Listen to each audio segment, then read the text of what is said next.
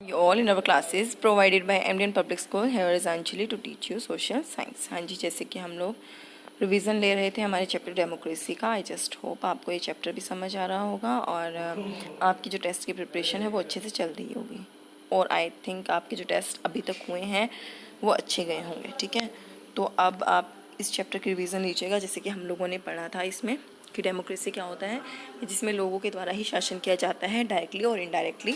वो क्या है, वोट के द्वारा अपने रिप्रेजेंटेटिव को नियुक्त करते हैं और वो ही क्या है फिर डिसीजंस लेता है। मोनेरिच क्या होता है, इसमें क्या होता है, क्वीन या राजा या रानी होते हैं, ठीक है, जो क्या है शासन संभालते हैं।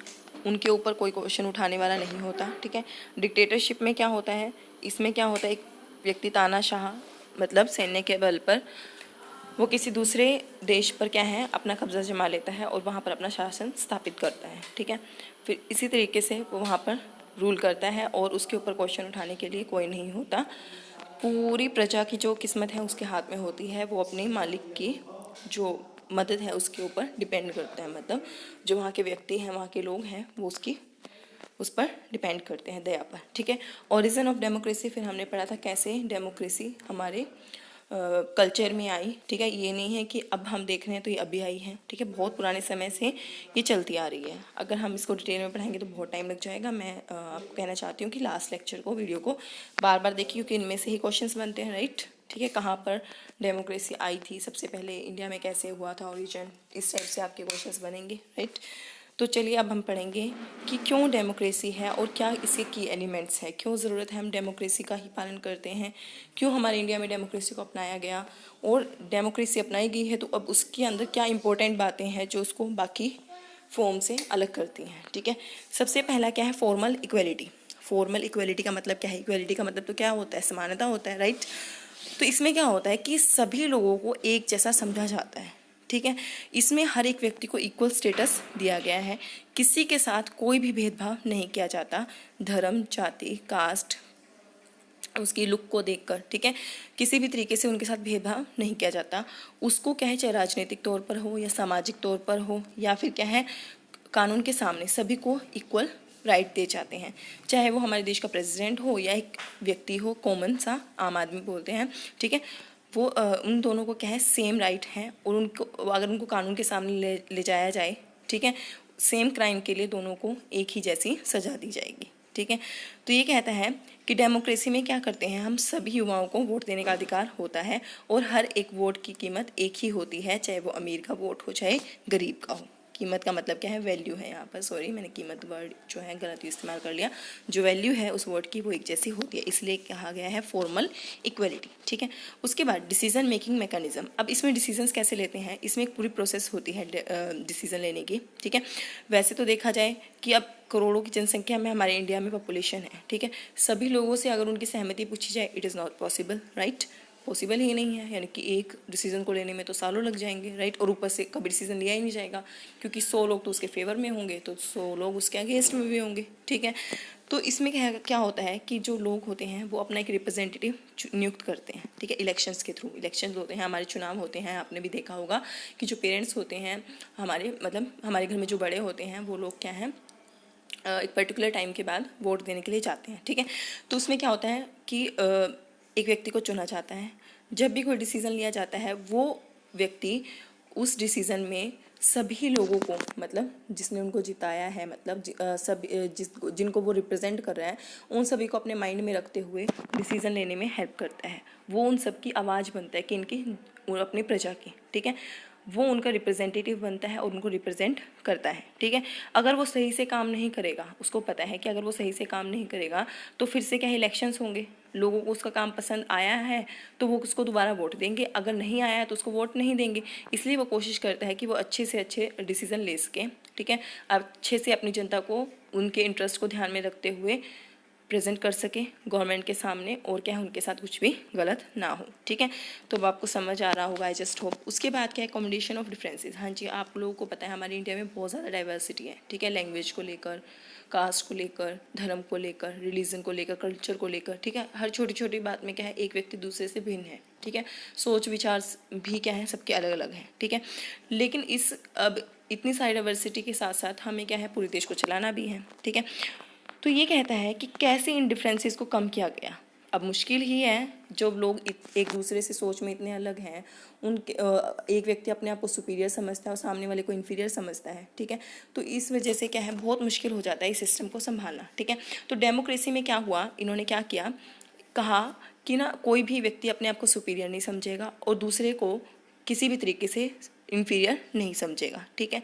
इसलिए कहीं ये लड़ाई झगड़े ना हो, उन्होंने क्या है एक सेटलमेंट बॉडी बनाई काफ़ी तरह से, ताकि क्या है किसी के साथ अगर कोई डिस्क्रिमिनेशन होता है, पक्षपात होता है, तो वो क्या है अपनी बात सामने रख सकता है और उसकी सभी समस्याओं का समाधान किया जाएगा, ठीक है। तो इस वजह से डेमोक्रेसी में क्या है जो डिफरेंसेस हैं उनको कम किया गया, क्योंकि क्या है लॉ ने उनको प्रोटेक्ट किया। जो मेजर लोग हैं, मतलब जिनकी पॉपुलेशन ज़्यादा है, अब वो अपने आप को सुपीरियर ना समझें, और जो माइनॉरिटी है जिनकी जनसंख्या कम है वो अपने आप को इन्फीरियर ना समझें, इसलिए लॉ के सामने उनको एक जैसा रखा गया। और जो माइनर होते हैं, मतलब माइनॉरिटी है जो जनसंख्या में कम है, हर एक डिसीज़न में उनके बारे में भी सोचकर डिसीज़न लिया जाता है। तो आई जस्ट होप आपको समझ आया होगा कि डिफरेंसेस में क्या है, कोई अपने आप को सुपीरियर ना समझे, सामने वाले को इन्फीरियर ना समझे, ठीक है। तो जब भी कोई डिसीज़न लिया जाता है तो हम माइनॉरिटी, मतलब जिनकी जनसंख्या कम है, उनको भी माइंड में रखकर सभी डिसीजंस लेते हैं, ठीक है। इन्हांसिंग ह्यूमन डिग्निटी, हाँ जी, डेमोक्रेसी में क्या होता है, रूल किसके द्वारा रूल होता है, लोगों के द्वारा, ठीक है। वो अपना रिप्रेजेंटेटिव नियुक्त करते हैं जो उनको रिप्रेजेंट करता है, ठीक है। तो ये कहता है कि जो डेमोक्रेसी है उसका मेन एम ही क्या है, यहाँ पर लोगों के बीच में समानता लाई जाए, ठीक है। उन्होंने हर एक व्यक्ति को एक वोट का अधिकार दिया, इससे क्या है कहीं ना कहीं समानता आई है, ठीक है। लेकिन डेमोक्रेसी ने और भी तरीके से हमारे मनुष्य के गौरव को मतलब प्रोटेक्ट करने की कोशिश की है। कैसे, जैसे कि क्या है, हमारे देश में कुछ लोग बहुत ज़्यादा अमीर हैं, कुछ लोग बहुत ज़्यादा गरीब हैं। तो उन्होंने इस जो ये भेदभाव था उनके बीच में, जो गैप था कि बहुत ज़्यादा रिच और पुअर का, उन्होंने इसको ख़त्म करने के लिए बहुत सारे ऐसे प्रोविजंस बनाए हैं जिससे क्या है जो पुअर पीपल हैं उनका और जो रिच पीपल हैं उनके बीच में जो ब्रिज बना हुआ है, जो गैप बना हुआ है, उसको ख़त्म किया जा सके, ठीक है। इसलिए बहुत सारे प्रोविज़न, बहुत सारी स्कीम्स क्या है government time to time launch करती है, ताकि क्या है मनुष्य का गौरव बना रहे, पुअर को हमेशा ये फील ना होता रहे कि हम गरीब हैं, हम कुछ नहीं कर सकते, राइट। तो इस तरीके से क्या है उनको अमीर मतलब रिच पीपल जैसे लेवल पर लाने के लिए गवर्नमेंट क्या है काफ़ी सारे स्टेप्स उठाती है। आई जस्ट होप आपको समझ आया होगा। यूनिवर्सल एडल्ट फ्रेंचाइजी, यानी कि हर एक व्यक्ति को मत देने का अधिकार। ये कहता है कि कोई भी गवर्नमेंट, यानी कि पहले तो यूनिवर्सल एडल्ट फ्रेंचाइज का मतलब क्या है, हर एक युवा है जो हमारी कंट्री में, उसको क्या है वोट देने का अधिकार है, ठीक है। कोई भी गवर्नमेंट जो कि डेमोक्रेसी में है, मतलब जो हमारा लोकतंत्र है उस सिस्टम में, अगर कोई भी व्यक्ति ऐसे नहीं कह सकता कि मैं गवर्नमेंट हूँ जब तक क्या है लोग उसको वोट देकर ना जिता दें या उसको ना चुन लें, ठीक है। हमारे जो संविधान है, हमारे कॉन्स्टिट्यूशन ने हम हर एक व्यक्ति को क्या है वोट देने का अधिकार दिया है, चाहे वो पुअर हो, चाहे वो वुमेन हो, चाहे क्या है वो अनएजुकेटेड हो। पहले क्या होता था कि महिलाओं को, जो गरीब हैं उनको, और जो क्या है कम पढ़े लिखे हैं उनको वोट देने का अधिकार नहीं होता था, ठीक है। तो देखा गया कि यहाँ पर डेमोक्रेसी है ही कहाँ, क्योंकि हमारे तो इंडिया में बहुत ज़्यादा जनसंख्या में ऐसे लोग हैं जो ये इसी से बिलोंग करते हैं, जो गरीब हैं, ठीक है। तो फिर क्या है, फिर उसमें बहुत सारे चेंजेस हुए, और क्या है फाइनली क्या है, अब जो व्यक्ति 18 साल से ज़्यादा है, मतलब जिसकी उम्र 18 साल से ज़्यादा है, वो क्या है वोट देने के लिए एलिजिबल है, चाहे फिर वो मैन हो, वुमेन हो, अमीर हो, गरीब हो, एजुकेटेड हो, अनएजुकेटेड हो, ठीक है। तो इस तरीके से यूनिवर्सल एडल्ट फ्रेंचाइज ने क्या किया, सभी युवाओं को वोट देने का अधिकार दिलाया है। जस्ट होप आपको समझ आ रहा होगा, ठीक है। इलेक्शंस, हाँ जी, सब अब डेमोक्रेसी आती कैसे आती है, रूल बाय पीपल, ठीक है। कहने में आ गया rule by people, right. Rule कैसे होता है, कैसे करते हैं लोग रूल, कैसे बनते हैं शासक, कभी देखा है आपने, कभी किसी पार्लियामेंट में जाकर कोई डिसीज़न लिया हो या आपसे पूछा गया हो, नहीं, आपको तो लगेगा कि हम लोग तो कहाँ डिसीज़न लेते हैं। लेकिन क्या होता है कि हमारी गवर्नमेंट हर 5 साल बाद क्या है इलेक्शंस करवाती है, क्या करवाती है, इलेक्शन, ठीक है। ये इलेक्शन किसके द्वारा करवाए जाते हैं, हमारे इलेक्शन कमीशन के द्वारा, इलेक्शन कमीशन ऑफ इंडिया, किसके द्वारा, इलेक्शन कमीशन ऑफ इंडिया, ठीक है। वो क्या करते हैं कि हमारी जो पूरे कंट्री है उसको पहले, वो तो ऑलरेडी स्टेट में बटी हुई है, फिर स्टेट को छोटे छोटे पार्ट्स में क्या कर देते हैं, डिवाइड कर देते हैं, ठीक है। फिर क्या करते हैं, उन पार्ट से वो क्या है अपने अपने लीडर को चुनते हैं, फिर वो लीडर आगे उनको रिप्रेजेंट करते हैं, और कोई भी इशू होता है उसमें क्या है अपनी जनता के बिहाफ पर बोलते हैं, ठीक है, अपने आसपास के लोगों के बिहाफ पर बोलते हैं, और उनके इंटरेस्ट को ध्यान में रखते हुए कोई भी डिसीजन लेने में गवर्नमेंट की हेल्प करते हैं, ठीक है। अब ये कहता है कि जब भी वोट डलते हैं उससे पहले शायद आपको ना पता हो, मतलब क्योंकि आप छोटे हो इसलिए नहीं पता होगा कि क्या होता है कि एक लिस्ट आती है जिसमें जितने भी वोटर्स होते हैं उस एरिया के उनका नाम होता है, ठीक है। उसको बोलते हैं हम इलेक्टोरल रोल या फिर वोटर लिस्ट, ठीक है। ये कहता है ये और फिर क्या है, ये लोग जो जिनका नाम लिस्ट में होता है वो वोट देते हैं और उनमें से एक व्यक्ति को चुनते हैं, ठीक है, जो उनको रिप्रेजेंट कर सके, ठीक है। अब ये कहता है कि फिर वो उनके बिहाफ पर क्या लेते हैं, डिसीजन लेते हैं, राइट। तो ये कहता है कि अगर वो डिसीजन सही नहीं लेंगे तो नेक्स्ट टाइम लोग क्या है उनको चुनेंगे नहीं, ठीक है।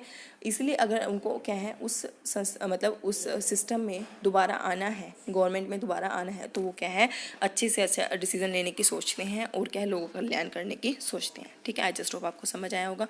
पॉलिटिकल पार्टीज, हाँ जी, आपने कहा कि हम वोट देकर किसी को चुनते हैं, ठीक है, किसी को चुनते हैं। किन में से चुनते हैं हम, पॉलिटिकल पार्टीज़ में से, ठीक है। जिन लोगों का जो मतलब कुछ मतलब क्या होता है कि जो लोग विचारधारा में एक जैसे होते हैं, ठीक है, वो लोग क्या करते हैं एक पार्टी बना लेते हैं। जैसे कि आप लोगों ने देखा होगा जो कांग्रेस है उसकी उसमें जितने भी व्यक्ति हैं, ठीक है, उन सब की विचारधारा एक है, तो उन्होंने एक पॉलिटिकल पार्टी बना ली, ठीक है।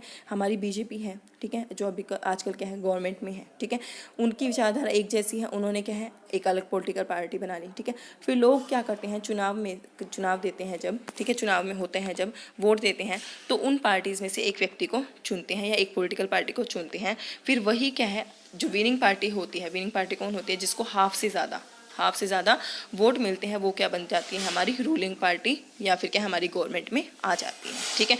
इन्होंने कुछ साइंस दिए हुए हैं हमारी गवर्नमेंट के, ठीक है, तो देख लेना ये। आई जस्ट होप आपको समझ आया होगा कितने % वोट चाहिए उनको, हाफ से ज़्यादा यानी कि 50% से ज़्यादा, ठीक है। कोएलिशन गवर्नमेंट क्या होती है, अब देखो कई बार क्या होता है दो या दो से ज़्यादा पार्टीज़ खड़ी होती हैं, आपको पता है होती ही हैं, ठीक है। कई बार इन्होंने कहा कि जीतने के लिए किसी को गवर्नमेंट बनने के लिए 50% से ज़्यादा वोट्स की ज़रूरत होती है, लेकिन कई बार क्या होता है कि सिर्फ 30% सपोज करो, हम एक एग्जांपल से समझते हैं, सॉरी, जैसे कि 3 पार्टीज़ हैं हमारी A B C, गवर्नमेंट में आई, ठीक है। क्या हुआ, इसको मिल गए 40%, इसको मिल गए 30%, अब इसको मिल गए 30%, ठीक है। 40-30-30 यानी कि 100% मिल गए, लेकिन कोई भी ऐसी पार्टी नहीं मिली कि जिसमें क्या है किसी ने 50% से ज़्यादा लिए हों, ठीक है। और आपको पता है गवर्नमेंट बनाने के लिए क्या करना पड़ेगा, 50% से ज़्यादा वोट की ज़रूरत होती है, ठीक है। तो ये क्या होता है कि इनमें से कोई भी 2 पॉलिटिकल पार्टी के आपस में मिल जाती हैं, ठीक है, और उनमें से एक क्या बन जाती है फिर रूलिंग पार्टी बन जाती है, उसको बोलते हैं हम कोएलिशन गवर्नमेंट। क्या बोलते हैं, कोएलिशन गवर्नमेंट, यानी कि इसका एग्जैक्टली हिंदी में मीनिंग मुझे अभी याद नहीं आ रहा, लेकिन मैंने लास्ट वीडियोस में बताया है, ठीक है। आजकल क्या है बीजेपी गवर्नमेंट, जिसको कौन संभालते हैं, नरेंद्र मोदी जी, ठीक है, उनकी क्या है कोएलिशन गवर्नमेंट आई हुई है, गठबंधन सरकार। हाँ जी, कोएलिशन का मतलब होता है गठबंधन, ठीक है।